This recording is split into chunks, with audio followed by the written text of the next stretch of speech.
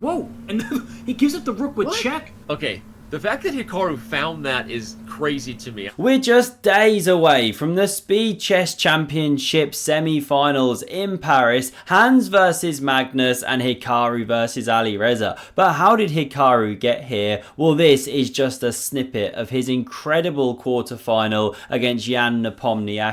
This game's so good, the commentators don't even know what's going on till the game finishes off. Mushrooms. But fear not, you're here with Epic Cheese. We're going to walk through it. Hikaru kicks off with knight f3. In response, Yan goes knight f6 here. Clock time's on the left. We get g3 on the board, building a little banana hammock. Is Hikaru going to fianchetto the pony? No. After d5, sanity prevails. The bishop hits the Milky Way. Bishop f5, d3. And now what to say about this move? Stock Barnacle has an absolute malfunction, calling this very natural move a miss. Maybe it removed a device from the rear end, no longer getting the signals. Hikaru goes c4, the most explosive move. We see takes. Definitely Stock Barnacle has failed itself, calling this one a miss. I mean, very natural. Check. Win back the pawn. Apparently knight e5 was a bit stronger, but this still good. Queen d7 playable,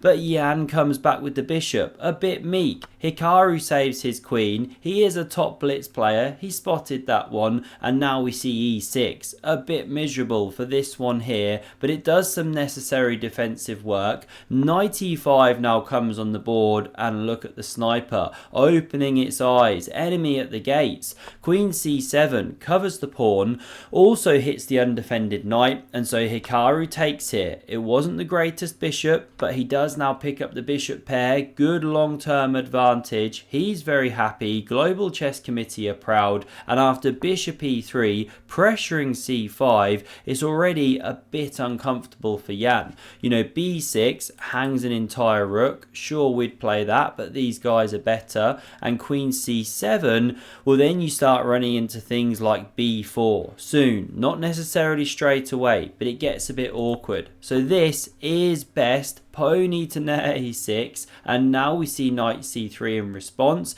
Bishop e7 given the miss. Stock Plankton all over the place here, doesn't know what's going on. Both players castle, they do a nod at each other in appreciation of the safe kings. And now, what to say? Hikaru goes queen b5. Are you Magnus in disguise? A few people start singing a song from the audience in a better voice than me. He's going for the queen trade here. Loves it. What's the matter with him? Now we see the knight hop forward, and Yan gets to centralize this bastion. Hit the one on e3 here. Hikaru drops back to maintain the bishop pair. Notice how these knights forward jumps here are dominating when the bishop sits 2 squares in front. Very nice. We get this one re-entering the game. Rook fc1 played, and now apparently this is also a miss. a6, simply bringing the rooks to the center first, a bit more accurate. Well, this rook anyway, not this one. It was defending a7.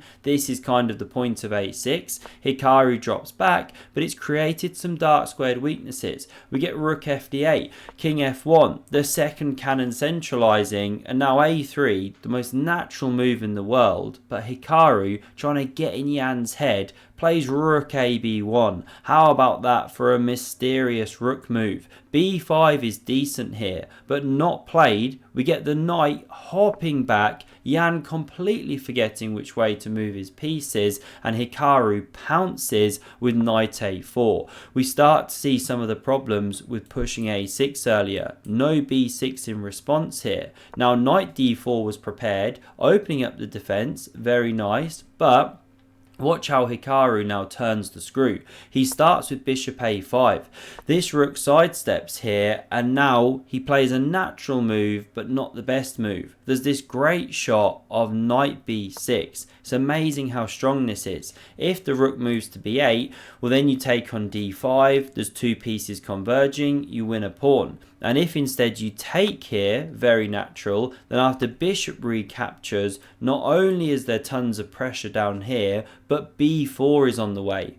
opening up then this attack on the knight if you capture. Amazing lines that Stock Barnacle finds. We come back here. We now see pawn to e3, kicking back this knight. Hikaru not playing the most accurate, but this also very logical. Dropping back the bishop now. We see the knight hop to b4, and Hikaru is now in a bit of a bind. Jan's gone to Forktown on those two pawns. You can't save them both. So we see bishop takes on b4. That one was kind of lacking scope, even though it had a nice run around on the dark squares. Knight takes back played, and now bishop takes on b7. Fine, you're going to win one of mine, but I'm getting one of yours. The rook slides to b8. Hikaru drops back. This one is taken. Good chess. Rook c4. Now the knight hops back to b4, and the king covers that tender pawn. The pressure intensified. Hikaru covering once more, and I love this next phase of the game, because after rook b5 we get h4 expanding, f5 in response, both players pushing pawns not on the same colour as their bishop. They don't want to kill their own bishops. h5, now we see king f7, and just as I say all that, Hikaru goes completely against what I just said. But we're getting some exchanges. Hikaru opens two files at once. Every time a rook file opens, a rook smiles, something like that. And this is really amazing to me, because look at the rook. It's doing a defensive job on d3. Surely you don't move it, right? No. Hikaru, in not even a second, right? Look at the clock times. Blitzes out rook h1. It's absolutely incredible the speed at which he sees this stuff. So he's sacked an entire pawn, an important pawn, because now this knight is an octopus that Stocktopus can be proud of. Look at the jumps it's got available, and this is why Hikaru did it, just simply to activate despite being a pawn down. Now the king starts yo-yoing here. If you step back, of course you can keep checking, you've got to stay with the bishop. So what does Jan do? He puffs out his chest, moves into e5 here, and he's just like, come at me, bro. He's being in, he's ready to fight, awesome stuff, and Hikaru, not one to back down, goes bishop h5 after a short think. He's threatening f4 soon. Now we get takes on b2, hitting both of those pieces, knight and rook, and the game just explodes into this incredible tactical mess.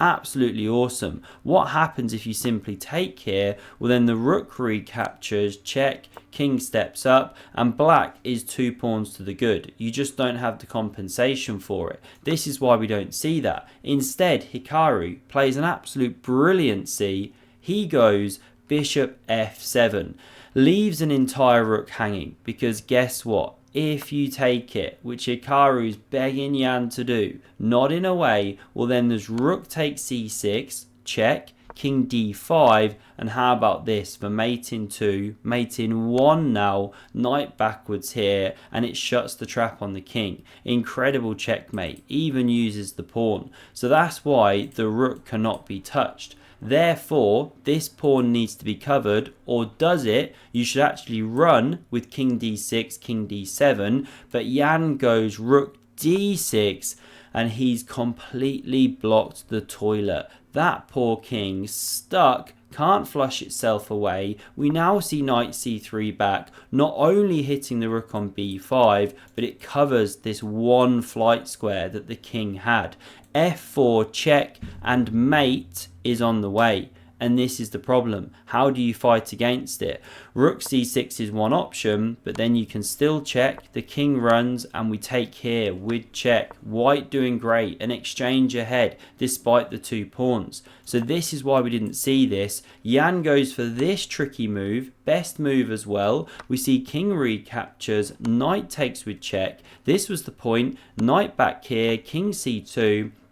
And now there's this threat to crash through on e6, win an entire bishop. Bishop f6 playable, but then we take this rook here. Jan goes for king d6, staying with the bishop, not losing that one, but Hikaru takes with check, and it forces a loss on time / resignation from Ian Nepo, because after captures here, where you can crash through, the king goes, you win a piece, you're an entire rook ahead. This is what the commentators were thinking about it all. Whoa, and he gives up the rook with What? check. Rook b6, there's still f4 ideas. Okay, The fact that Hikaru found that is crazy to me. Incredible from Hikaru. This was the final result of the match. And for another incredible, epic game of chess from this same tournament, check out the video on screen. Cheers.